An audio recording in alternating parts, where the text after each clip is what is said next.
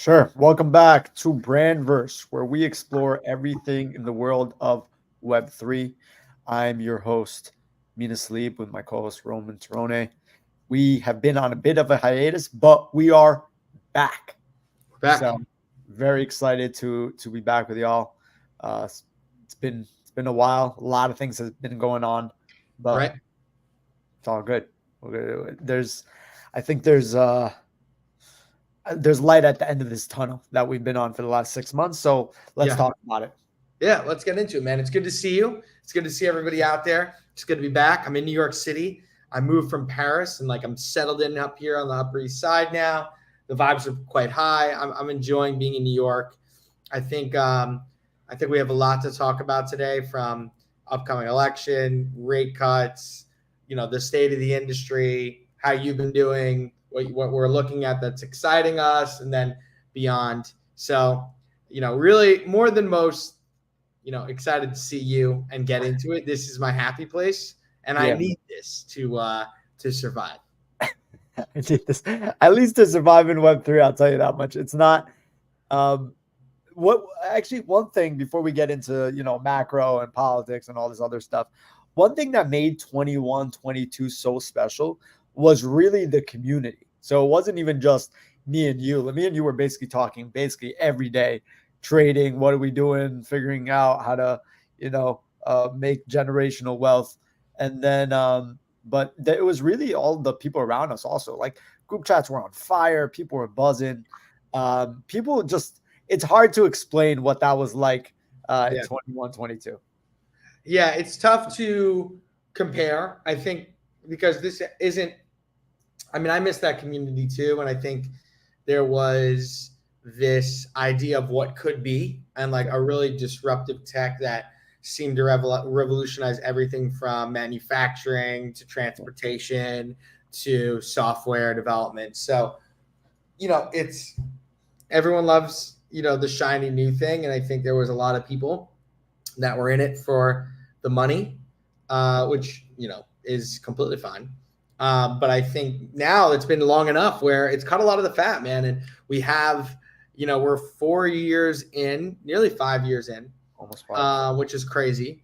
And, I can really point to, the quality top talent. And I can say, without a doubt, that there are talented, really smart, driven people who love Web3 in this industry for the right reasons.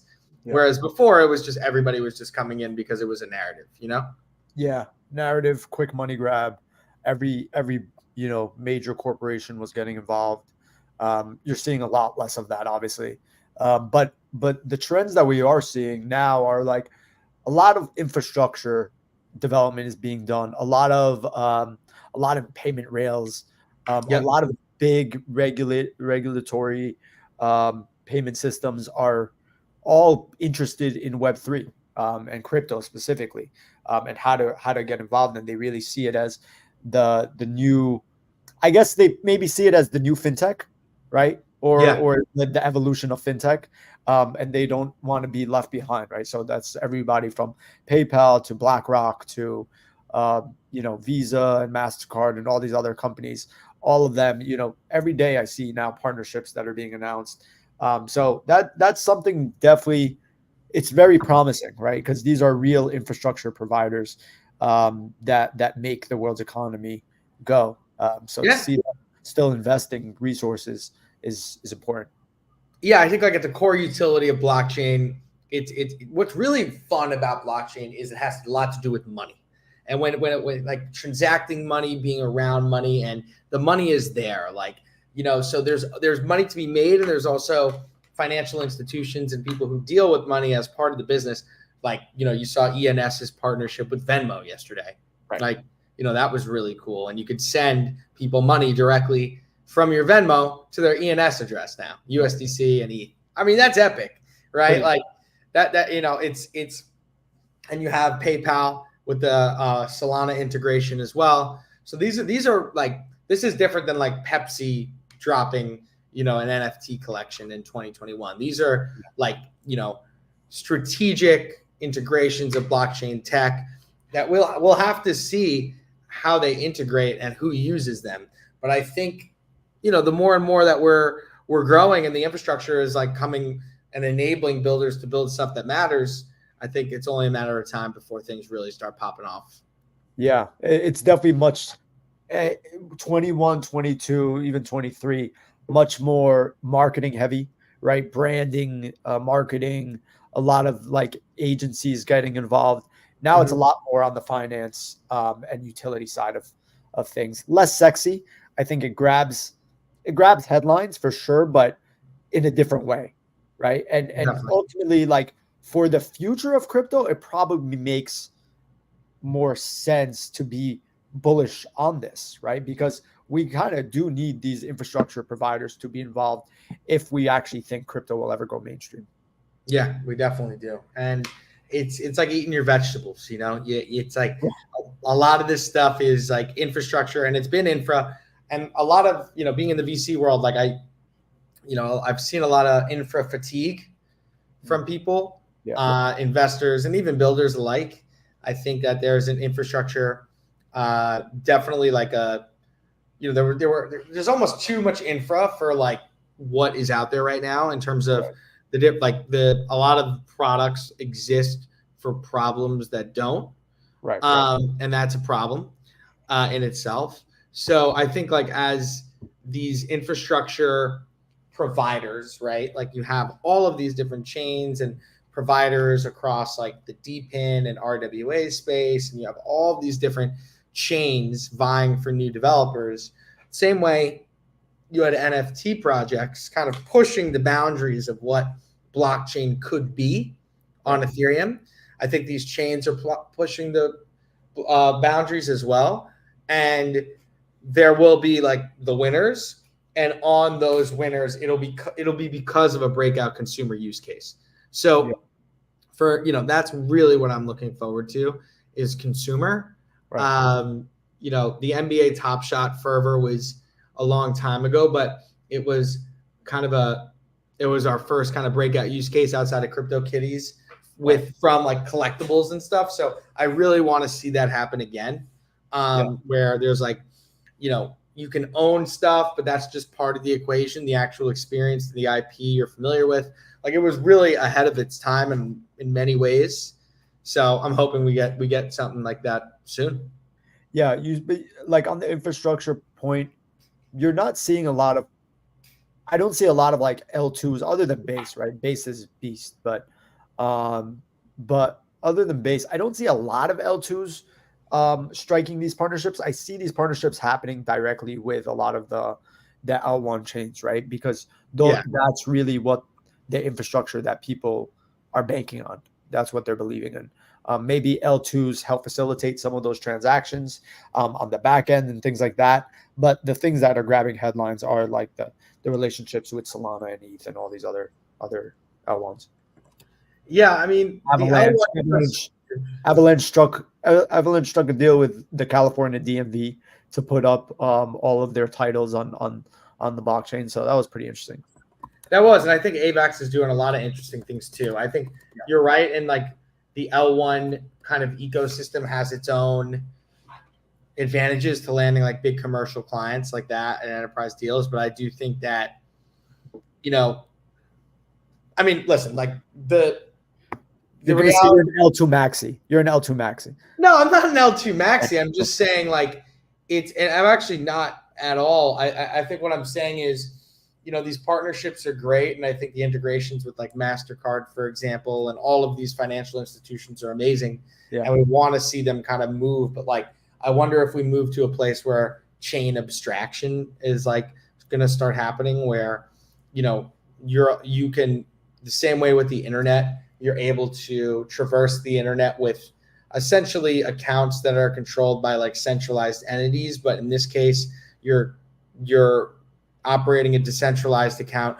across all of these different chains. Because like for instance, like Solana, the PayPal thing is great, but like you need to use a Solana account, Solana money, and Solana, you need to be in the Solana ecosystem to do it. Right. Same way, like the Avalanche partnership is great, but you need same reasons. Although all those, you have to do all these extra steps. Like I wonder when we abstract away the different chains and allow it to be like one ecosystem across it.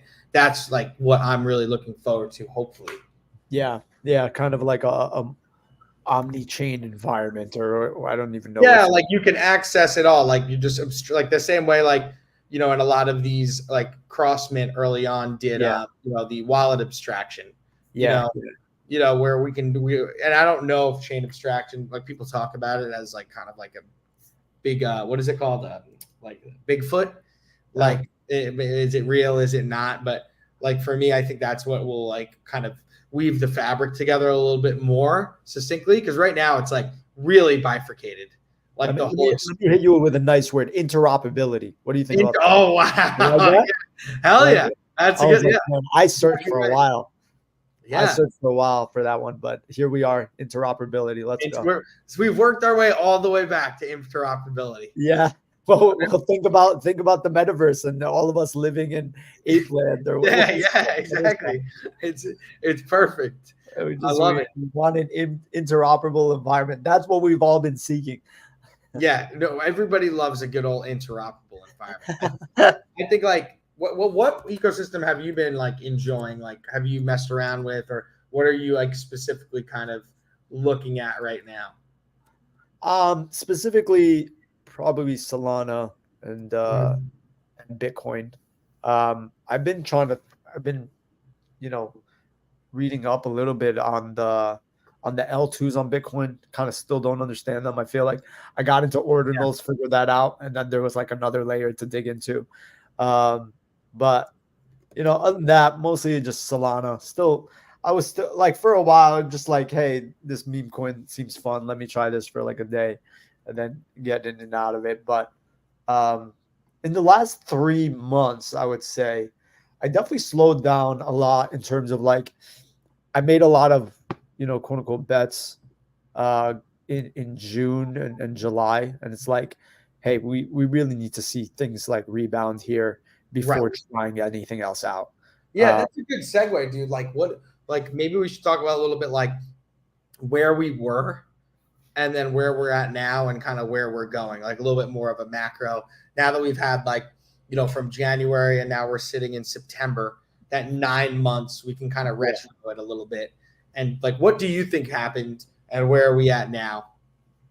Yeah, what happened was, I think what happened was the Fed turned out to be a little late, right? They were late to raising rates, and just left a really soft monetary environment, low rates for such a long time, and then they sped things up and extended and then rate hikes and all that stuff, and then now they're a little late. I think in September they should cut, 0.5%. I don't think they will. It will be probably a quarter. Um, but Yeah. then after that, we should see an environment where, rates do start coming down. The problem is though, you know, there's like this idea of a soft landing, and maybe they do it, right? Like there has to be some sort of pain, and this might be it, right? Like these last 4 months may be the quote unquote pain that people have been talking about, right? What to get to an actual soft landing, but it's like the job market's painful. Like people are losing their jobs. Yeah. The overall economy, inflation's still here. Prices are still pretty high. So the damages kind of have been done by the rate hikes, which was on purpose, right? That they kind of had to do it. But that's why you've seen especially crypto prices tank, right? And tank is we've seen them really tank. Maybe this is not tanking, but at least cut in half. Like anything that was really risky, a meme coin or any of this type of stuff that we dabble in, that was cut in half pretty quickly.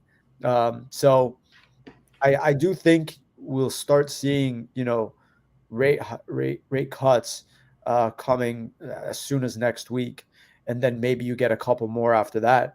But damage has been done in terms of why you see the economy the way it is right now.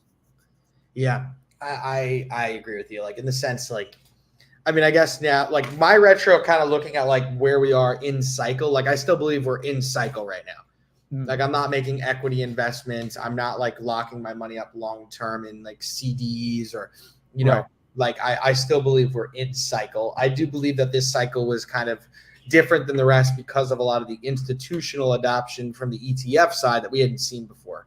So you don't know what the inflows are going to look like. That only happens once, when you don't know what the inflows for a new commodity will look like, right? Right. So like there's speculation around that. And thank you. Like, you know, just to speed up my point here, perhaps this is still, we're still coming out of a long bear market, you know, where it's kind of slow progression upwards. Obviously, we hit BTC all-time high. I don't think people were that surprised on that. I mean, there were surprises, but impressed by that, I don't think so. It wasn't like we smashed through it. We just broke above it. Right. That was because we had institutional money coming in at a pace that has never been seen. Right. So I think there was also hope that there would be rate cuts sooner that would accelerate the growth. And there hasn't been. And I think that could be responsible by the Fed. I don't know if it is or not. Maybe you need pain to gain. And we'll see if there's a recession looming or not. I think that every time that the numbers are going down, people are screaming recession. And every time we go up, they're saying bull market. It's ridiculous. Yeah. So for me, I'm just trying to keep my head on straight and understand, what does crypto look like, you know, as we move away from it being like this kind of tied to the election thing. Yeah. I think that people overblew how important crypto would be in this election. I don't think it's important at all. They didn't even say it at the debate last night. Like I think Trump was just kind of pandered to the audience. And I think Kamala, you know, it's not top of mind for her. So I'm a little worried about where we are shorter term with that on either side of the election. I'm just looking forward to things to smooth out, you know, when the election is decided. Yeah. So we'll see from there. On a retro, like I was trying to, like, things were flying right in March, and then really early April, around like April 5th. I remember looking at a calendar where things really started coming down. It's like around April 11th. And like, how do you time these things, right? Like we always talk about like timing it and this and that. Right. And it's because things can change on a dime because of one regulatory shift, especially by the Fed, it's really hard to time, right? Because last year people were expecting 6 rate cuts in this year. Wow, that's crazy. That was the expectation, right? And you were going to get down from whatever a rate of 6 down to maybe a rate of like, I don't know where would it be, 4 or 3 or something. I don't know. But they expected 6 rate cuts. So in April, it came out that he wasn't going to cut rates for a long time. Right now we're in September. Maybe it starts cutting next week. But no, they're definitely going to start cutting next week. Definitely. Yeah, but like that's why it's hard to say, man, I should have made a different move, because you are trading based off of certain set of data and a certain set of facts at the time that you don't really know when they will shift.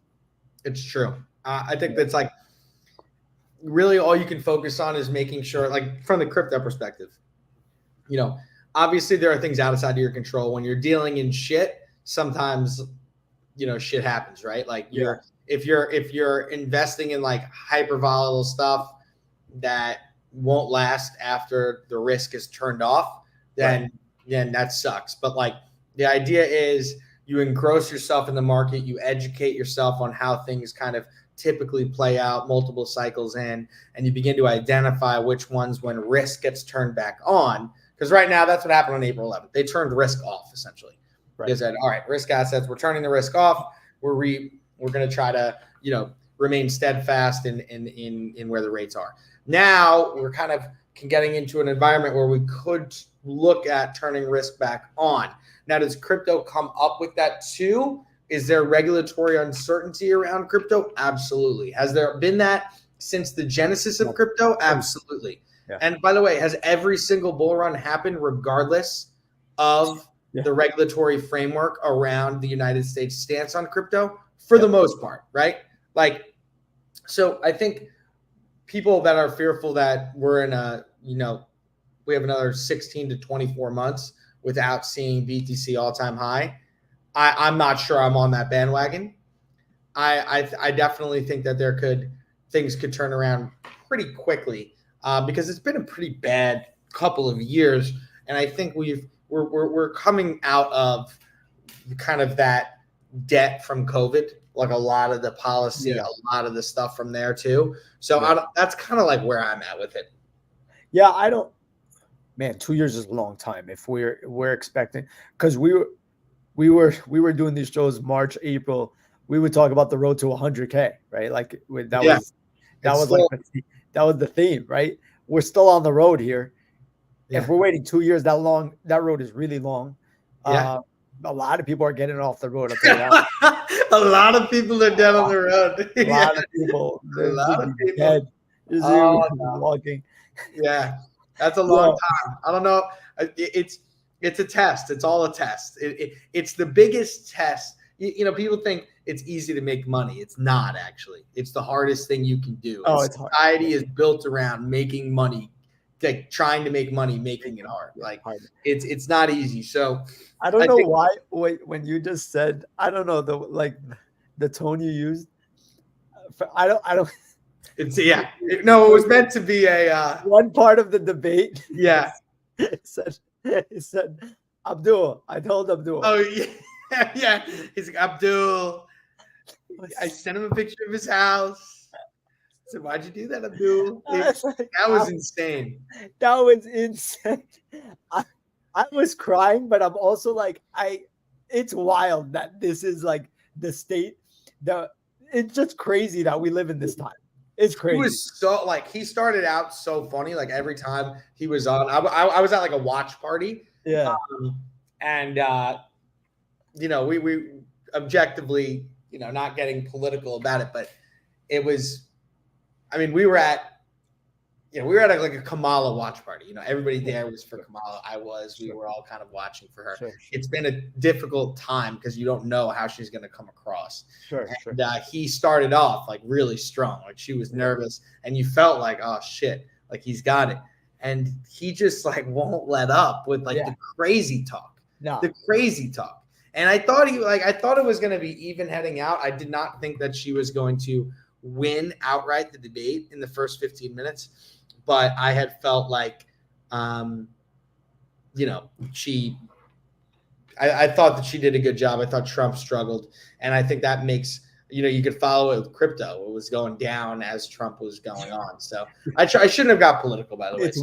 It's wild that it's being correlated to a Trump win. I think that, and by the way, that's not helpful for our entire industry. Like we should not be partisan. If crypto becomes partisan, we're screwed.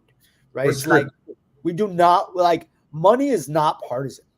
That's like if people don't they should not look at money being partisan. And when you think of crypto, you think of money. So money is not partisan. It's like there's some policies, right? Like where it's like laissez-faire on the stock market, like lower taxes. Like those are Republican ideals, and there are Democratic ideals that take more taxes, and those are all well and fine. But crypto is still in its infancy, right? And entrepreneurs should be able to pursue, their aspirations and dreams in an industry where, the United States leads that effort. They don't have to go to, Dubai or Singapore or wherever. And just to for anybody that doesn't know why, I guess it's looking like a more partisan issue. It's because the regulatory environment against crypto for the last 4 years, actually for a long time, has just not been pro crypto, right? At all, right? So it's just like everybody in the industry is just looking for somebody to embrace it and allow for innovation to be crypto innovation to be allowed here and supported here. So domestic. Yeah. So yeah, that's kind of why this shift, like Trump came out and said, I love Bitcoin, I love crypto. He was also at some point they were all anti-crypto at some point. So ultimately, we just want to be an environment where people support and embrace the technology, right? And just, create even just a structure on how, Coinbase, the only thing they've been asking is how can we get on a path to doing things in a more in a more compliant way.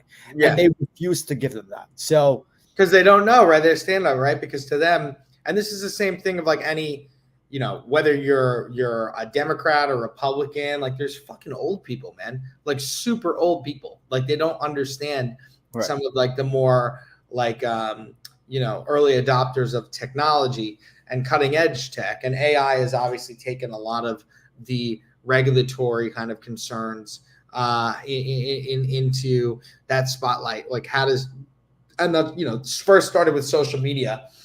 How do you regulate social media? And then we're still going through that, right? Right. Yeah. Like, should there be an age restriction on social media? Should there be, I mean, in the T's and C's there are, but like, should there be a government mandated? Should we ban social media platforms? Yeah, exactly. So the regulation around tech in general is always quite behind. So we could be looking at another cycle, 4 years of regulatory ambiguity, which is difficult to stomach. But I think also it would be the same way for, it would be that way regardless. Oh, maybe. I don't necessarily know if it would be that way regardless. I think if you got like an actual administration, either one, that actually put in a person that understood crypto, understood the difference between a security and a commodity, and like, I don't think it would be that different, right? It really depends on the priorities of the US, right? Like they could look at crypto as a threat, right? So they don't want to uplift it and make it a thing, and they don't want Bitcoin dominance and all this other stuff. So it really, really just depends on like the priorities and like the incentives that are associated with crypto.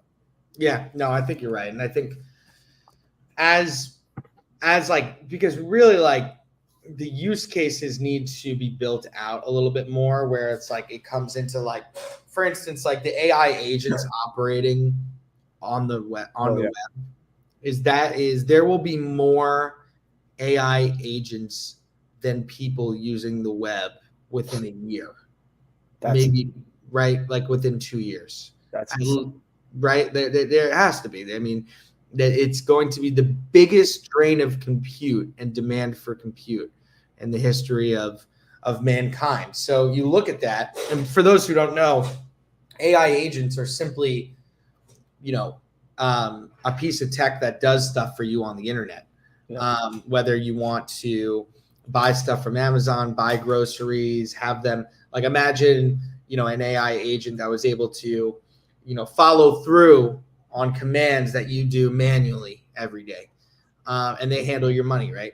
But that also means that they need to be, operating on guardrails. And I think blockchain really solves for that, where they can keep AI agents out. You can have a trustless system and transfer of money in a very safe way. It's very secure. It's a very powerful idea that blockchain will be the railways for these AI agents that operate on the internet.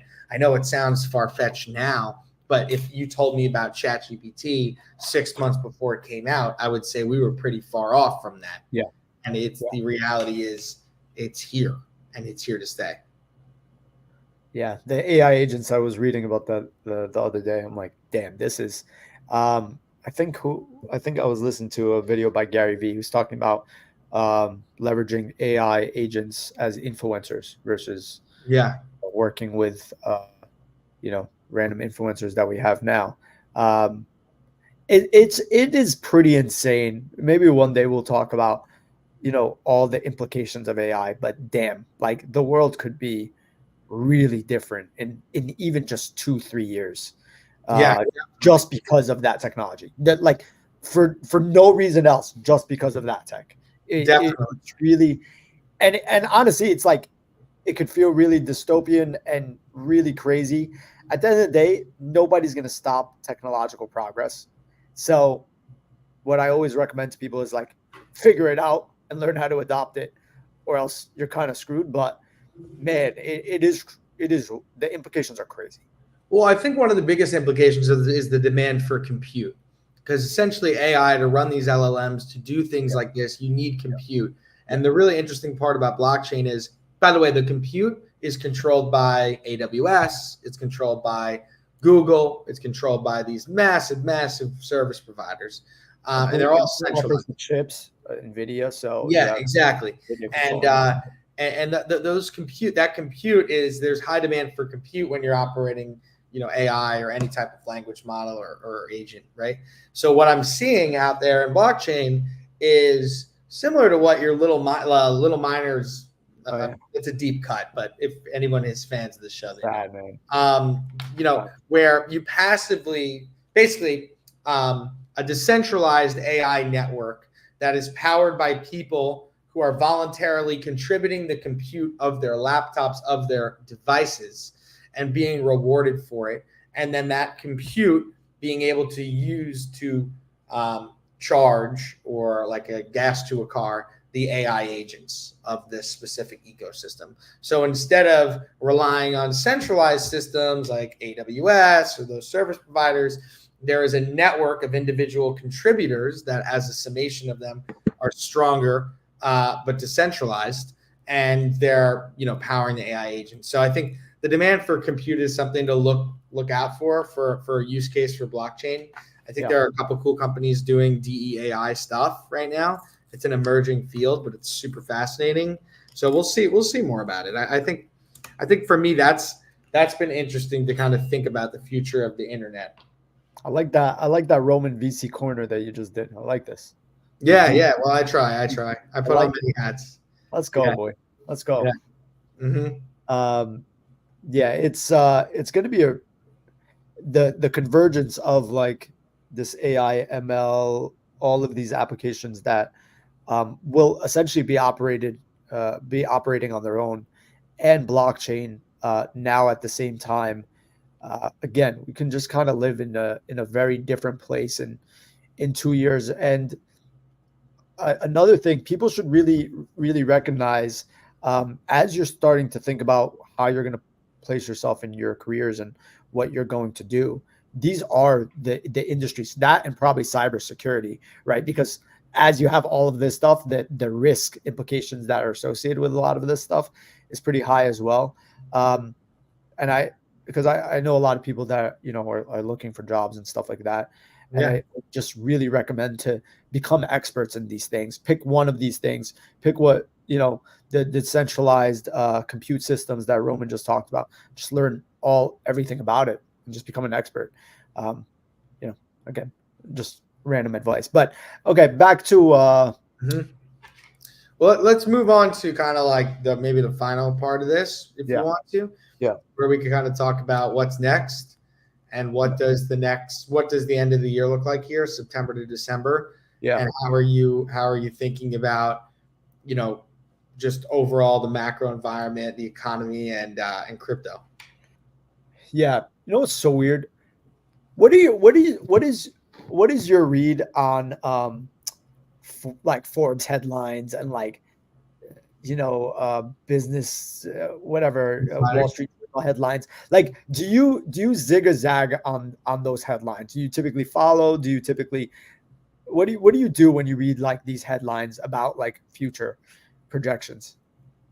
Oh, like specifically around like looming recession? Yeah. Like when you read all that stuff. I think it definitely paints a picture. I don't know if it's the entire picture, but it definitely paints a perspective, which is still important. Yeah. I definitely feel that there's a sense of, well, to answer your question directly, I try not to buy into it too much. Yeah. Like I remember like buying into it a couple times and like, oh my God, I'm never going to do this again, because I woke up the next day and everything was fine. Right. Like, right. And then sometimes it's completely on point, or sometimes it underestimates what's going to happen. But a lot of people, even with rate cuts happening, believe that we're going to be in a recession after the election. Right. And I personally, unless the macro environment is so bad, which means people really cannot find jobs, savings rates are really low, people just can't necessarily afford things, and if that's really what the data is showing, I can understand why that is. But I really do think a lot of this is tied to rate cuts. And I do think if rate cuts really start coming down like impactfully, meaningfully, then I can really see it, pick up again, right? Like just everything, right? I can see companies hiring more people, investing more. I can see crypto prices going up. I can see stock market hitting all-time high. Um, I don't know, like I don't know how behind the eight ball the Fed is. You know Yeah, what I mean? it's I hard don't to know tell. how bad it is. It's hard to tell. And hey, listen, if we knew the answer to that, then we wouldn't be here. I think, Yeah. right? Like it's a gamble either way, right? You have to expect that. I feel like we've actually been going through the pain for the past Yeah, few this chop is years. crazy.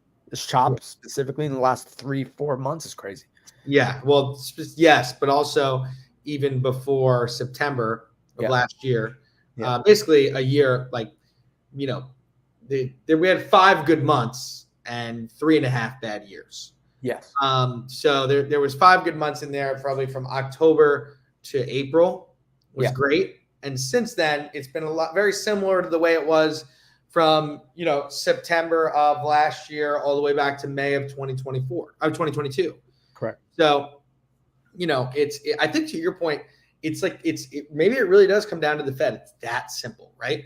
And if that's the case, then we could be looking at a juncture in time where we're going from cut to cut, and it's a vibe, you know what I mean? And that could give us a nice sell window to leave this industry forever. No, I'm kidding. No, I'm kidding. But it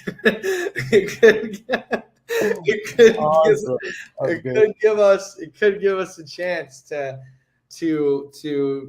be profitable. So we'll see. I'm hoping it does, and that's all we can do, right? And a lot of this is out of our control. Whereas I think in 2021 we felt like it was all because the tech had not been seen before. It was unprecedented. You didn't know how high it could go.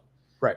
Which was, what you saw with Bored Apes. Well, also it was literally 15 months of just highs.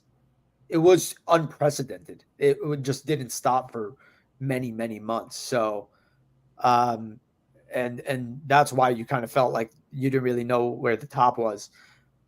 Now I can definitely see like, again, the last two cycles, both the bull run and the bear market were both tied to rates, right? Really? They were both tied to rates. Yeah. Like think about, in 21, the Fed started cutting and you got free money basically. In 22, end of 22, Fed started hiking and everything went to crap. So it really, and even past whatever, in October, they signaled that they were going to start cutting again. You thought you were going to get 6 in 2024. You ended up with maybe 2. And so you got what you got, right? Like half of the year pretty. I think I've said this before, and I think this administration is going to cut before the election, like a big cut. I think we've said that. So you're saying a quarter in September and then like 50 in October? I think if they cut 50 in October, it will look extremely political. That's the problem. Yeah, that is a problem. But also, they'll have the data to do it, by the way. The data will look really bad by then, and they'll have the data to do it, but that will look extremely political. Yeah, it will be. But the reality is, the market is like the Fed is political. It's supposed to be not, but it is. I'm not sure. I don't know. This is like more conspiracy. I've not seen it before. I had been thinking all year that for multiple years that September we would get a rate cut, and because it's right near the election, and it's 100% chance that we are. They said it, and now we have 97% chance it's going to be 0.25. Yeah. Then we'll see what October looks like. Well, actually, let's see. Let's do the poly market. By the way, poly market, you were on it pretty early. It's amazing. Yeah, it really is amazing. Yes, it is. I agree. That I've been using it specifically for the Fed interest rates. By the way, they still have Trump 50 to 49 winning. Yeah, they're you have to cross reference this. Obviously, this is a crypto platform, so you have to have some bias. Yeah. There is no Fed rate cut in October. It's September, November. There's no meeting. There's no meeting in October. There's no meeting in October. Okay. All right. So that makes sense. Yeah. So you'll get 25 in September, and then you'll get that's November. There is one in November, and it's November 7th. 4 days before the election, right? Is November 11th the election? Wait, no, I think isn't it November 8th? Yeah, you're right. Oh my God. It's the day before the election? They got to post. No. It's November 5th. It's November 5th. Oh, 5th. Okay, thank God. Yeah, 5th. Okay. Okay. Right. So yeah, gotcha. Okay, yeah. So by the way, by November we'll get a great cut. Whatever. Well, it's 50-50 between 50 and 25 bips. I think we'll get. So I was listening to a podcast. They were saying what the Fed did when they started hiking rates. They knew they were behind the 8 ball in terms of needing to hike, and they wanted to do 50, but they thought it would signal like it would cause chaos. So they did 25, and then they did 50 the next time. So that's what they might do. Oh, okay. So there's a pattern. Because I think they would do 50 but that would signal like, oh man, like there's a problem. So we're not going to do 50. We're going to do 25, and then we'll gradually increase it. Gotcha. No, they'll gradually decrease. Yeah. Decrease it. Yeah. So hopefully we get into a place where we're gradually decreasing, and we hit that like that kind of Goldilocks zone or the banana zone where we have vibes that are high and not low. Vibes, baby. Yeah, so we need those vibes. I need those vibes. It's been a long summer. It's been a battle. It's like chopping fucking wood out here. It's like sitting outside. You go out and you just swing your hammer against a tree. There's no frills, no good jobs. It's just you and your axe and going to work. It's not. But you know what's getting you through this summer? That the BD community that you've built. Sure are. I don't know. This is the LinkedIn audience is a little different, so they don't know that we're actually talking to the BD Web3 king. Yeah. There was. I appreciate that. I'm on a heater right now. There's no way. I like it, man. I like it. Keep it up. I will. I'm trying out here. I'm on a heater. The community is strong. I have a good like tip. I feel like I've found something out about social media. Should I bro, drop some knowledge. Renee says I hit one good shot in golf, and then all of a sudden I try to like teach other people how to play. But I'm not. I'm trying. I have something to say. Look, to be fair, you've done it for a couple months. It's going pretty well. There's actual engagement. It's not even just like likes, but there's like real engagement. So man, I have one tip. Speak your voice, bro. I'll speak my voice here. If you Well, first of all, whenever you're trying to build an audience, you need to speak to an audience in a specific field. So like whether it be like, let's say crypto or Web3, right? Like that was kind of our audience to begin with. And then like, as you get more niche, the potential audience gets smaller, but like you could be more dialed in like the content you create. So like, I did not think there was a BD audience at all. And that started to change. But really what I'm saying is anybody who likes your stuff, you follow them.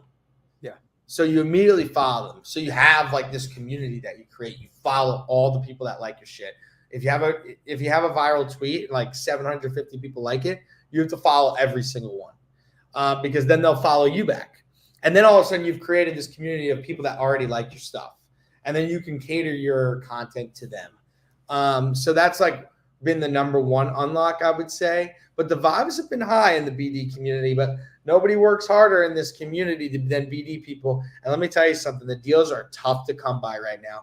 It is a fucking war out there. Token 2049, it's going to be just a bunch of people selling to each other, wondering who's buying because it has been. Yeah, that's my thing in this environment. Who is buying? Because everybody's selling. The deepest pockets are buying right now because not buying like tokens and stuff, but like But like there are like Deals. major chains, like because there's still like we're in the chain wars right now, like between Optos, Sui, all the layer ones, Barachain, Monad, Ava Labs or Avalanche, and so they're still doing like Diplo is playing at a Barachain party. I think like they're still doing those types of activations. It's like you planned a Bahamas vacation, you're really excited about it, and it's just pouring rain, and like you just don't know when it's gonna stop. So it's been interesting to see.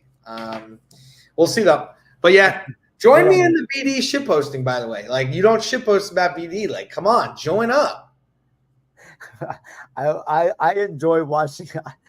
You really. It is you. It is you. It's the way you speak. I know the way you speak, and it's not far off. It's amazing, actually. Yeah, it's I appreciate. I gotta read one of these. I recently actually had a banger. And by the way, if somebody is watching this think I'm an asshole, I've been trying to build up my profile for fucking 7 years, 6 years, 5 years. It's been a grind. I finally have like 3 weeks where I've like have banger after banger. So I don't want to hear. Who thinks you're an asshole? No, I'm saying it to my anybody like if I'm like sounding like I'm like bragging or something. I'm really not. I'm just this is bro. We gotta find anything to keep us going in this. Yeah, exactly. What the hell are you talking about? This market sucks. This is there's so many to choose from, but they're all funny. I try. I mean, listen, if you guys wait, let me read one about your parents. My parents actually said I could do it. I couldn't be more happy. Later today, I'll be getting my Telegram QR code tattooed on my neck. This will allow me to be more efficient in doing BD at token. Emotional is an understatement. I appreciate the love, dude. It means a lot, honestly. It means a lot. I love it, bro. It's been brutal out here. So yeah, we're having fun. The BD community is fire, man. A lot of people, a lot of people. They're great. They're great. So anyway, so we're doing this. We're doing this twice. We're doing this twice a week. Brand versus back. We're back, baby. We're back. We're gonna be doing it next one. Wait, are you? Oh, you're not away. Wait, aren't you away? I'm away. 12-hour time difference. So we would need to do like an 8 a.m. show for me, 8 p.m. here. We need to figure it out. I'm down to do it. So yeah, we need to figure it out. Do 8 a.m. on Monday, guys. We'll be here. Yeah, 8 a.m. on Monday. That's 8 p.m. for me. I'll be on a plane still, actually. So we won't be doing it. I fly Sunday. I get in Tuesday. So that's really tough. And I'm on a middle seat. It sounds like we'll be doing it when Roman's back from Wednesdays. We can do Wednesdays. Yeah, we'll be doing it. It's good to warm back up, get into this. It kind of is like a bull market indicator vibe or a bear market indicator vibe. So because we definitely did more of them during the bear. So, it's pretty clear. It's pretty clear after this that we don't know anything. Like that's like literally every one of our answers. Like I really could see everything being great. I could see the worst case scenario, actually. Yeah, I feel confident that it should look better than it has the last 6 months. I think. Yeah. I hope. I really do. I really do. Because it sucked seeing the stock market hit all-time high and crypto shitting the bed. That sucked. It is really. That was a weird thing to see. Also, that was disheartening. Their relative weakness was scary. Yeah. And I think it had a lot to do with the election. And I think as narratives come and go, I think that narrative took hold really strong over the summer, and it's beginning to dissipate slightly. Although I thought she won the election last night. I'm being objective about this. I've been objective the entirety. She won the debate. Yeah, I thought she won the election last night. Okay. Yeah, the same way he won the election after the first debate, against he won, but I'm saying the same way he basically had Joe Biden step down after the first debate. I think that she won. This is me being hyperbolic and standing on a prediction. So my mindset for crypto is shifting to what does crypto look like under Kamala Harris, right? And how can we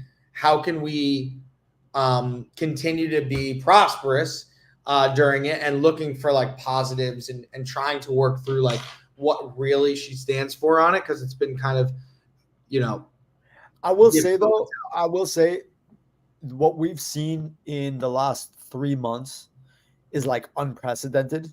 So I can't honestly gauge anything about this election.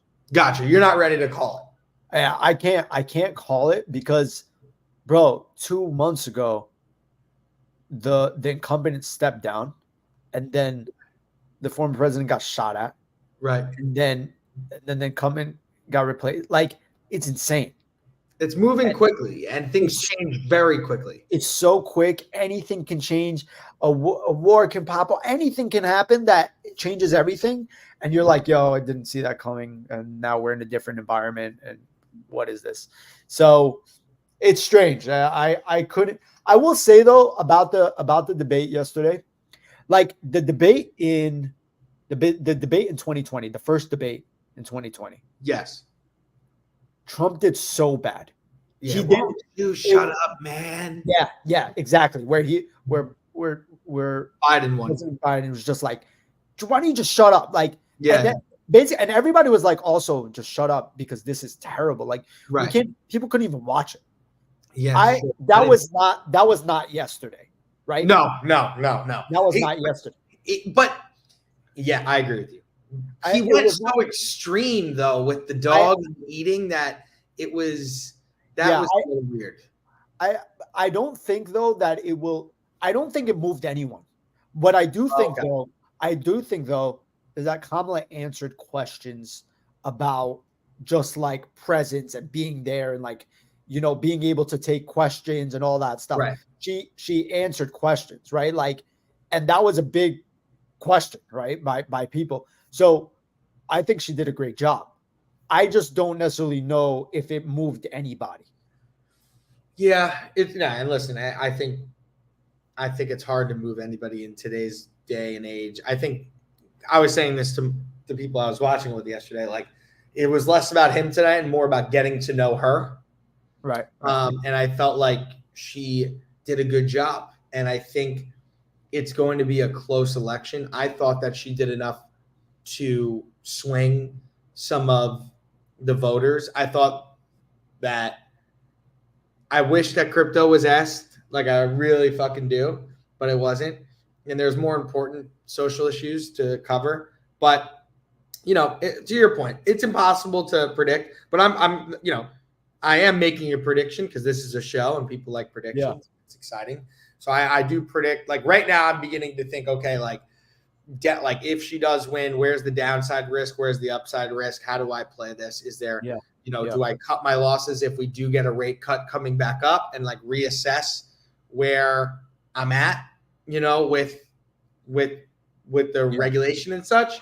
Like that's kind of how I'm feeling, where I was before riding with the $10 billion market cap, which by the way, I'm still riding, but we'll see from there. I agree with that analysis. I'm going to be making serious decisions after the second rate cut, not the first. The day after the election in November. Yeah. You're going to be making serious decisions after the election and after the second rate cut. Yeah. Respect. So you need all the information, don't you? That's going to be like the most volatile stuff though. Like I feel like you could be banged by then. No, but you'll be able to see, right? Like how the market reacts to. That's true. Yeah, exactly. You'll be able to see. Like my point is I wouldn't make a move before that second rate cut. Yeah. Oh, I know what you mean. My thing is though, like the excitement for the second rate cut and the first rate cut, and also the president race being too close to call might prop up prices to a good exit point where you can wait out a little bit the storm and come back in. Maybe. Like, right. But at least that's how I'm thinking about it. I haven't really done a lot of thinking about it. But that's what this show is. It's two geniuses thinking about it. All right. Well, thanks for joining everybody. We're back. it's been a pleasure, Mina. It's always awesome chatting with you, man. And Yeah, bro. we'll continue this definitely on Wednesdays, and we'll let's keep pressing along. See you Wednesday. Peace out, All right. y'all. Later. All right.